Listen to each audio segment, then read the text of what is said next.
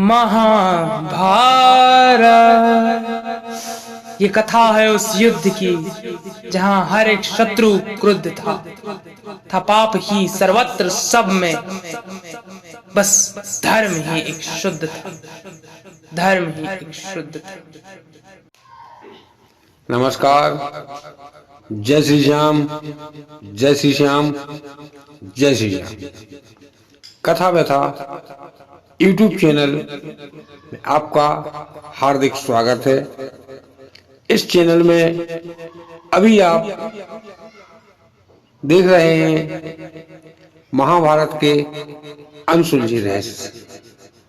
इन्हीं महाभारत के अनसुलझे रहस्यों में आप लोग आज सुनेंगे गांधारी पूर्व जन्म में कौन थी, क्यों इनके 100 पुत्र हुए, कैसे इनकी आंखों के सामने मरे, क्या कारण था, क्या श्राप था, जानने के लिए सुनिए पूरी कथा। जय श्री श्याम, जय श्री श्याम, जय श्री श्याम।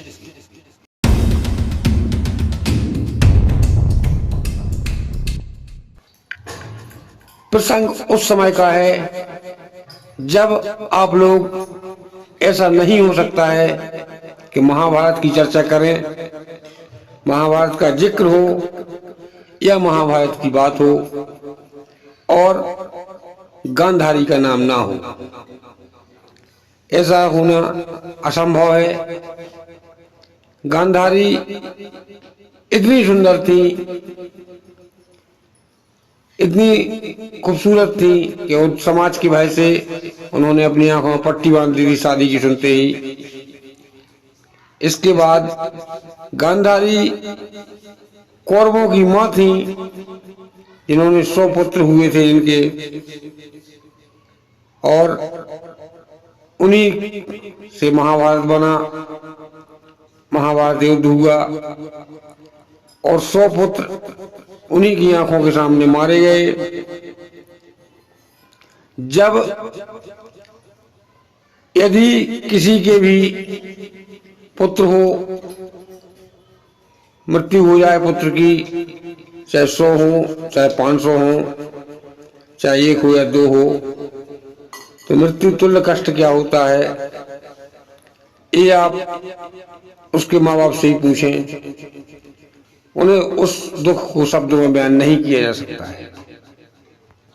पुत्र की मृत्यु से बड़ा जीवन में दूसरा दुख नहीं है। यह केवल अनुभव वही व्यक्ति कर सकता है जिसके साथ ऐसी घटना घटी हो। भगवान ना करे कि किसी के साथ भी ऐसी घटना घटे।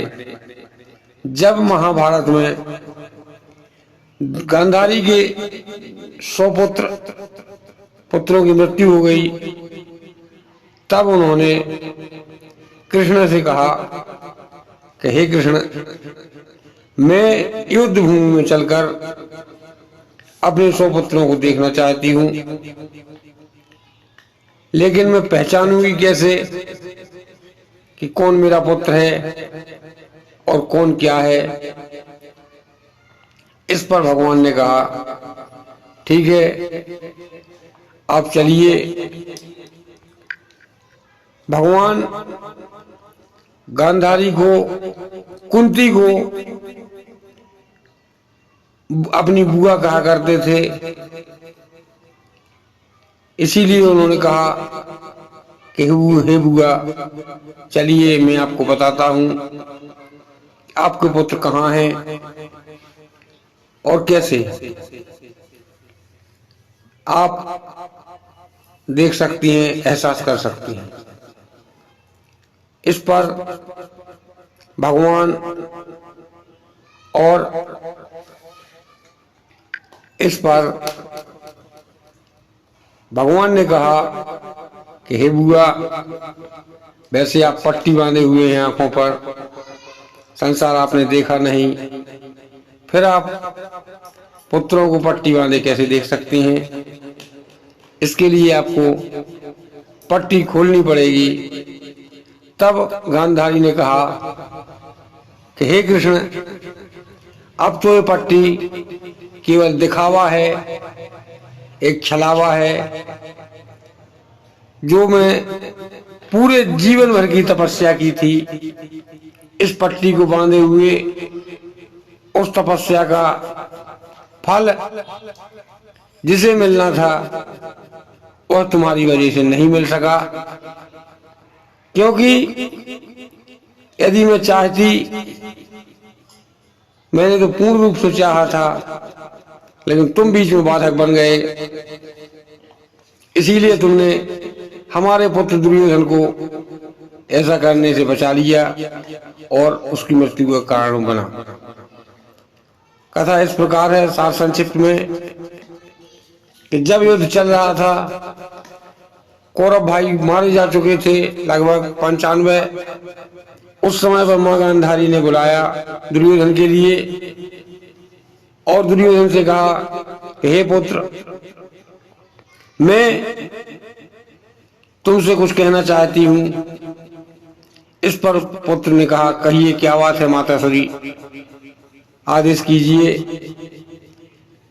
इस पर गांधारी ने कहा कि हे पुत्र, मैंने अपने पूरे जीवन में जब से तुम्हारे पिता से शादी होने की बात हुई थी, उस दिन से आज तक आंखों पर पट्टी बांध रखी है और यह मेरी तपस्या है।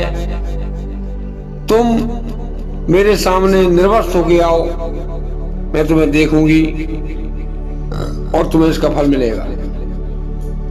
इस पर दुर्योधन ने कहा, ठीक है। गंगा रात्रि का समय था, गंगा स्नान करके जा रहा था नग्न अवस्था में। उसी समय पर भगवान कृष्ण दुर्योधन को दिखाई दिए और दुर्योधन एक अपने आड़ में कहीं पर जाके छिप गया। भगवान ने देखा कि युद्ध चल रहा है, कोई गुप्तचर कहीं यहाँ की वहां सूचना तो नहीं कर रहा है। भगवान ने उसके पीछे जाके देखा तो वहां पर दुर्योधन नग्न अवस्था में खड़ा था। भगवान को जैसे दुर्योधन ने देखा, अपने शरीर का बचाव किया। भगवान ने कहा कि हे दुर्योधन, यह क्या है, कहाँ जा रहे हो इस अवस्था में। तब दुर्योधन ने कहा कि आज मेरी माँ मेरे सामने, मैं उनके सामने जाऊंगा इस अवस्था में, बिना वस्त्र की अवस्था में, और वो पट्टी खोलेंगी। इससे मुझे हो सकता है कोई फायदा हो जाए। भगवान तो सर्वज्ञ थे, अंतर्यामी थे। वह जानते थे कि गांधारी की नजर जहां जहां पड़ेगी वहां शरीर वज्र का हो जाएगा और फिर भीम इनके लिए कभी नहीं मार पाएंगे। इसीलिए भगवान ने कहा कि हे मूर्ख, तुम इतने बड़े हो चुके हो, तुम्हारी शादी हो चुकी है और तुम्हारे बच्चे हो चुके हैं, वो भी शादी योग्य हो चुके हैं, शादी हो भी चुकी है। अब तुम माँ के सामने इस समय पर इस अवस्था में नहीं जा सकते हो। इस पर दुर्योधन ने कहा कि माँ बेटी में कोई लज्जा नहीं होती है। इस पर भगवान ने कहा कि लज्जा कैसे नहीं होती है, मर्यादा होती है, मर्यादा की सीमाएं में रहो, फायदा होगा। ऐसा ना हो कि तुम इस अवस्था में चले जाओ और तुम्हारी माँ कुपित होकर तुम्हें श्राप दे दे, कुछ अनर्थ हो जाए। इस पर दुर्योधन ने कहा कि मैं कैसे जाऊंगा, माँ ने तो कपड़े पहनने से मना किया है। तब भगवान ने कहा ठीक है, कपड़े पहनने से मना किया है, कपड़े मत पहनो, पत्ता लगा लो। इस पर भगवान ने वहीं पर उस समय पर जो खाने के लिए पत्तलें बनती थी, वह केले के पत्ते हुआ करते थे, उन्हीं के टुकड़े टुकड़े कर कर उनमें भोजन दिया जाता था। भगवान ने केले के पत्ते की ओर इशारा किया। दुर्योधन को समझते देर न लगी और उसने वो पत्ता उठाया, अपने शरीर पर लगाया, बांधा और माँ के सामने गया। माँ ने जैसे ही आंख खोली, आंखों पे से पट्टी खोली, जैसे ही पट्टी खोली उसके आंखों में से एक दिव्य प्रकाश निकला और वह दिव्य प्रकाश दुर्योधन के अंग अंग में समा गया। जहां उस दिव्य प्रकाश की नजर पड़ी वहां पर पूरा शरीर वज्र का हो गया। केवल गुप्तांग जंघा के नीचे वाले स्थान जो होते हैं, जितना केले के पत्ते से ढका रहा स्थान, वह स्थान ज्यों का त्यों हाड़ मास का रहा, बाकी पूरा शरीर वज्र का हो चुका था। इसके बाद गांधारी ने कहा, हे पुत्र, जब मैंने तुमसे नग्न अवस्था में अपने सामने आने को कहा था तब तुम इस अवस्था में क्यों आए? तुमने मुझसे बताया क्यों नहीं कि मैं इस अवस्था में हूँ? इस पर उसने कहा कि नहीं माँ, मैं आपके सामने ऐसे नहीं आ सकता हूँ। तब उसने कहा, ऐसे क्यों नहीं आ सकते हो? मैं माँ हूँ, तुम पुत्र हो, तुम्हें कहीं किसी ने कुछ कह तो नहीं दिया? इस पर दुर्योधन ने जवाब दिया, हाँ माँ, मुझे भगवान कृष्ण मिले थे और उन्होंने मुझे समझाया, तब मेरी समझ में आया। वस्त्र पहनने से मना किया था और मैंने केले के पत्ते लपेट लिए। इस पर गांधारी ने कहा, ठीक है, जो हुआ सो हुआ। पुनः पट्टी बांध ली। दुर्योधन ने फिर कहा कि माँ, जो हो गया सो हो गया, अब आप कोई बात नहीं, दोबारा में पट्टी खोल दीजिए और मैं इस पत्ते को हटा देता हूँ, मेरा शरीर फिर से वज्र का हो जाएगा। इस पर गांधारी ने कहा कि नहीं पुत्र, तू नहीं समझता है, तू मूर्ख है, तू नहीं समझता है कि इस पट्टी में जितने वर्ष मेरे विवाह को हो चुके हैं, उस दिन से आज तक ये आंखों की तपस्या थी, तेज था, जो अब इस जन्म में कभी नहीं हो पाएगा और शायद अगले जन्म में भी कभी ना हो पाए, क्योंकि ऐसा समय आना बहुत मुश्किल की बात है। अब वो तेज सारा निकल चुका है, अब ऐसा कुछ नहीं हो पाएगा। इस पर हताश होकर दुर्योधन चला गया और अंत समय पर भगवान ने भीम से जंगा में गदा मरवाई और भीम ने जंगा तोड़ी, इससे दुर्योधन की मृत्यु हुई। इस पर गांधारी कहती हैं कि हे मधुसूदन कृष्ण, इसका महत्व तो उसी दिन से खत्म हो गया था इस पट्टी का, ये तो केवल अब दिखावे के लिए बनी हुई है। भगवान ने कहा, ठीक है माँ, बुआ जी। इस पर उन्होंने पट्टी खोली और युद्ध भूमि का नजारा देखने लगी। उसी समय पर काफी दूर चलने के बाद युद्ध भूमि में गांधारी को भूख सताने लगी और उन्होंने कहा कि हे कृष्ण, मुझे भूख लग रही है। तब कृष्ण ने कहा, थोड़े आगे चलिए, कोई देखते हैं कुछ होगा तो। रात्रि का समय था, कम दिखाई दे रहा था। थोड़े आगे जाने पर एक बेरी का पेड़ दिखाई दिया। भगवान से गांधारी ने कहा कि वो कुछ पेड़ दिखाई दे रहा है। इस पर भगवान जब उसके समीप पहुंचे तब कहा, बुआ, ये तो बेर का पेड़ है और मैं चढ़ने में असमर्थ हूँ। गांधारी बोली, मैं भी नहीं चढ़ सकती हूँ। तब भगवान ने कहा, फिर क्या किया जाए? उस समय पर गांधारी ने कुछ सब जो आस-पास पड़े हुए थे उनको उठाया और एक के ऊपर एक रखना शुरू कर दिया। जब सब रखते गई और 100 सब जब उन्होंने रख लिए, इसके बाद भी जब उन सबों पर चढ़कर उस फल को तोड़ना चाहा तब वो फल और ऊपर हो गया। इस पर गांधारी की समझ में कुछ आ गया। इस पर उन्होंने कहा कि हे कृष्ण, तुम मुझे क्या समझाना चाहते हो? मुझे बताओ, मैं जानती हूँ कि तुम मुझे कुछ कहना चाहते हो, खुल के बताओ, तब मेरी समझ में आएगा। इस पर भगवान ने कहा कि हे बुआ, आप कह रही थी कि 100 पुत्र मैं कहाँ ढूंढूंगी? यही आपके 100 पुत्र हैं जिनके ऊपर चढ़कर आपने उस बेर के पेड़ को फल को तोड़ना चाहा। आपने देख लीजिए, यही आपके 100 पुत्र हैं। गांधारी ने इनके पहले कभी चेहरा तो देखा नहीं था। शोकमग्न हो गई, पुत्र को देखने लगी और रोने लगी। कुछ समय बाद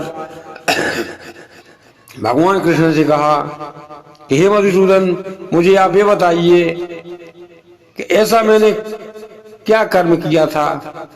मुझे पिछले कई जन्म याद है, कई जन्म याद है। जिस प्रकार से भीष्म पितामह को 100 जन्म याद थे, उसी प्रकार से गांधारी को भी 50 जन्म पूर्व जन्म याद थे कि 50 जन्म पूर्व जन्म पहले में क्या थी।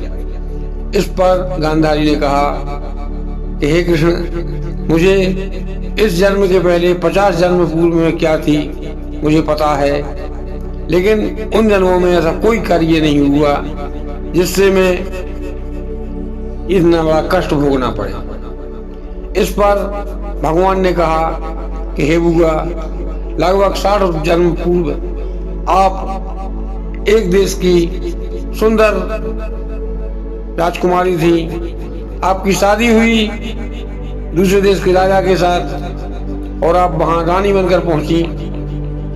आपकी सुंदरता के सामने अप्सराएं भी फीकी पड़ती थी।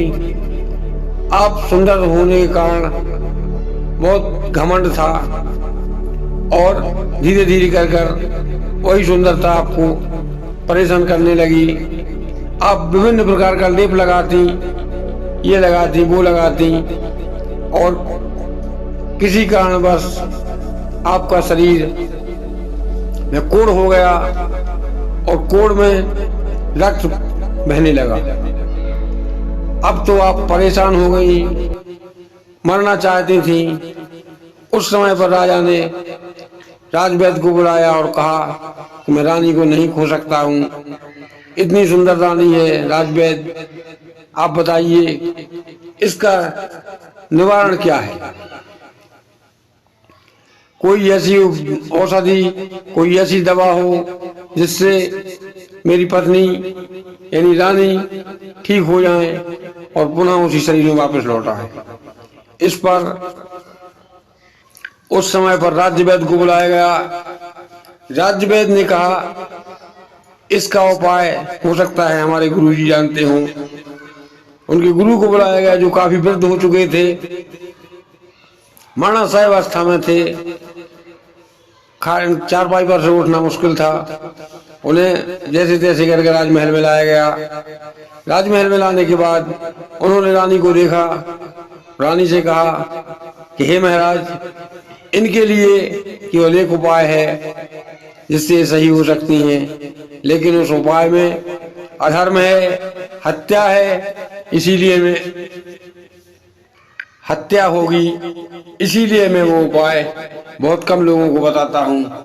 लेकिन जब आपकी आज्ञा है, आपकी इच्छा है, तब मैं आपको बता देता हूँ। उसने एक लिस्ट निकाली और कहा कि हे महाराज, ये 100 प्रकार के कीड़े हैं। इन कीड़ों को मंगवाकर इन्हें एक उबलवाकर खौलाकर पानी खौलाने के बाद इसका लेप यदि महारानी करें तो केवल 1 या 2 बार लेप करने पर ही रानी के समस्त शरीर सही हो जाएगा। लेकिन महाराज फिर सोच लें कि इसमें जीव हत्या होगी और इस हत्या का कहीं न कहीं आपको परिणाम भोगना पड़ेगा। तब राजा ने कहा ठीक है, ये मैं अपनी रानी पर छोड़ देता हूँ। यदि रानी कहेगी तो होगी, मैं तैयार हूँ। यदि रानी कहेगी कि नहीं तो मैं भी हर बात रानी की मानने को तैयार हूँ। इस पर रानी से पूछा गया।